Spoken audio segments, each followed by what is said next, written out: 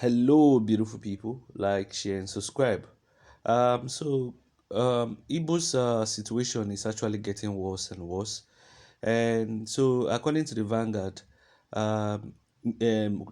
comic actor who is known as John Okafor, aka Mr. Igbo, who has one of his leg amputation, has also undergone another surgery. Sources told the Vanguard that he has undergone another surgery, cutting off part of same leg that was initially amputated last month. Is said to have degraded to the point that he hardly talks again. There are also fears over deteriorating health of another veteran who is also known as Amechi Monago, who has been hospitalized at Nnamdi Azikiwe University Teaching Hospital, Nnewi. Giving an update of the health, the alien actors in a telephone chat by the national president of the Actors Guild of Nigeria, Emeka Rollas, said that the two actors were in critical condition. Anyway, let me just stop there at the news. Um, it's very sad though. This life is rise and fall, beginning and end. You know, everybody too would die one day. So, it's just something that is true, but it's very hard to, admit it. Igbo has always put a smile on our faces.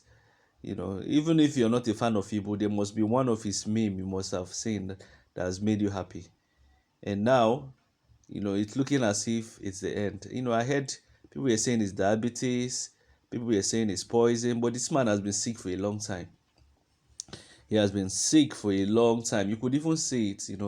He was just going slowly and slowly, you know. And man, it's so bad. You might just imagine that Nigerians didn't support Igbo at that time when he asked for donations. By now, only God knows what would have happened. Only God knows what would have really happened. And that's why I also insist that everything, health and government is important. The government of Nigeria should do more to subsidize health, subsidize operations, not just giving people Panadol and paracetamol. I'm talking of even insulin, proper medical health care. Make it, let primary health care centers be in all the local government. I'm talking of proper primary health care centers, environments, greenery, everything must be well taken care of. You understand? Because the environment where you're treated, it even matters.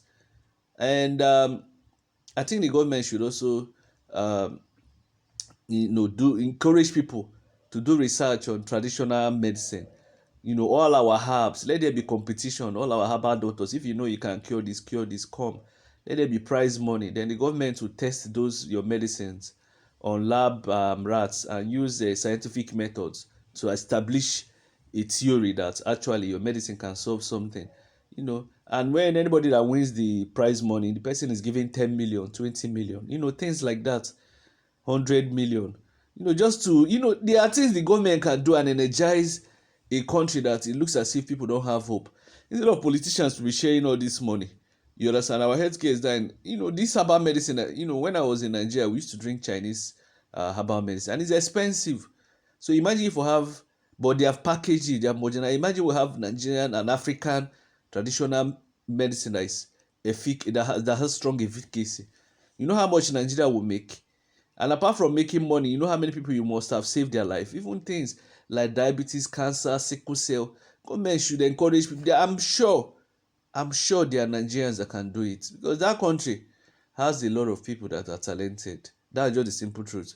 It has, but they are not encouraged. You can see people producing drones. You can see people producing cars out of scratch.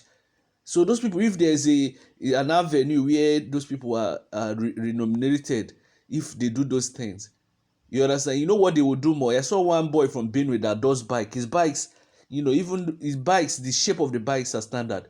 Imagine if the government drops competition for people to, if you can produce car engine, or your group of people can produce car engine, or you can do Okada engine. I will give you 500 million, we'll give you 300. The stimulus it will cause in the society. It will re-energize the society. The society is dying. People don't have hope. No hope that if you do this, you will get this reward. People are poor. I've even thought of something. Why don't the government even encourage I want to digress. Government encourage people to read books. Every 3 quarter, they will bring about, let's say, 20 books and say if you can read it, then it will have OBJs, that's objective formats. Then with your smartphone and an app, the questions will be released on the hour of the exam. That anybody that scores highest, the person will have so money. Your money is almost immediate. As you're finishing, your answer is appearing. You understand what I'm saying? Just to encourage people, whether it's 1 million, 3 million, 10 million, just to 2 million, 5 million, just to make people activate hope.